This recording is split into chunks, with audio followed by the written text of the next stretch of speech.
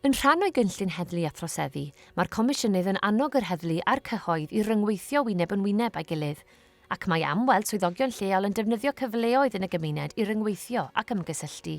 Felly, mae'r Comisiynydd a'i dîm ymgysylltu wedi bod yn teithio ar hyd y lled ardal yr heddlu mwyn cwrdd ac ymgysylltu â chymunedau lleol. Yn ystod y diwrnodau ymgysylltu cymunedol hyn, mae'r Comisiynydd yn treulio amser ar lawr gwlad yn dod i ddeall dros ei hun beth yw anghenion plismona'r gymuned honno. Mae hyn yn ei helpu i graffu a yw'r prif gwnstabl a'i swyddogion yn trosglwyddo gwasanaeth heddlu effeithlon ac effeithiol i'r gymuned. Os oes cwestiynau'n cael eu codi, neu os oes rhai yn anfodlon ag unrhyw beth, maen nhw'n cael eu rhannu i'r prif gwnstabl neu uwch swyddogion lleol. Mae'r Comisiynydd yn falch iawn o gael cyfle i gyfleu negeseuon o ganmol yn ymwneud â phlismona lleol, mwyn sicrhau bod arferion gorau yn cael eu rhannu, a bod swyddogion yn derbyn y gydnabyddiaeth y maen nhw'n ei heiddi. Mae'r diwrnodau hyn hefyd yn gyfle gwych i glywed am waith gwerthfawr tu hwnt mudiadau ac elusennau lleol. Mae rai ohonynt wedi derbyn cyllid drwy gronfa gymunedol y Comisiynydd. Mae'n galanogol gallu gweld a'i lyged ei hun y gwahaniaeth y mae'r cyllid hwn wir yn ei wneud mewn cymunedau lleol.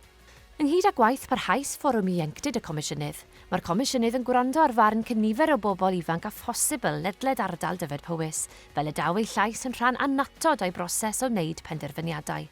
Ym mis Mawrth 2020, cafodd gyfle i siarad â rhai o'r llysgynadon ifanc mewn cenhadlaeth ieuenctid, ac mae'n gobeithio bydd y gynhadledd yn sbardun ar gyfer mwy o waith ystyrlon gyda'n pobl ifanc, gan helpu i liwio'r ffordd y caiff gwasanaethau'r heddlu a gwasanaethau iechyd i darparu.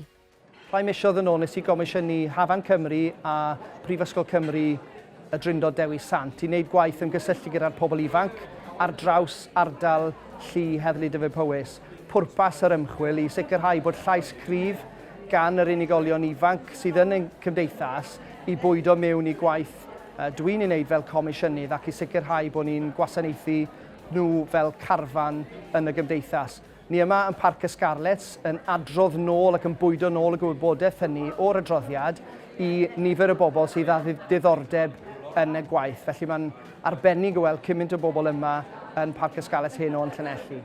Un o brif elfennau rôl y Comisiynydd Heddlu a Throseddu yw dal y prif gwnstabl i gyfri o ran trosglwyddo gwasanaeth heddlu effeithiol. Un o'r amryw ffyrdd y gwneir hyn yw drwy fwrdd atebolrwydd yr heddlu. Cyfarfod cyhoeddus sy'n cael ei gynnal bob chwarter ac sy'n gyfleu'r Comisiynydd graffu'n gyhoeddus ar waith yr heddlu, a hynny ym mhresenoldeb prif swyddogion heddlu Dyfed Powys a'r cyhoedd.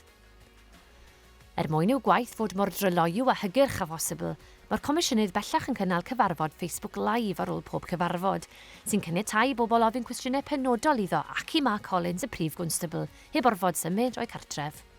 I weld holl fideos ein hadroddiad blynyddol ac i ddarllen adroddiad llawn y Comisiynydd, ewch i'n gwefan.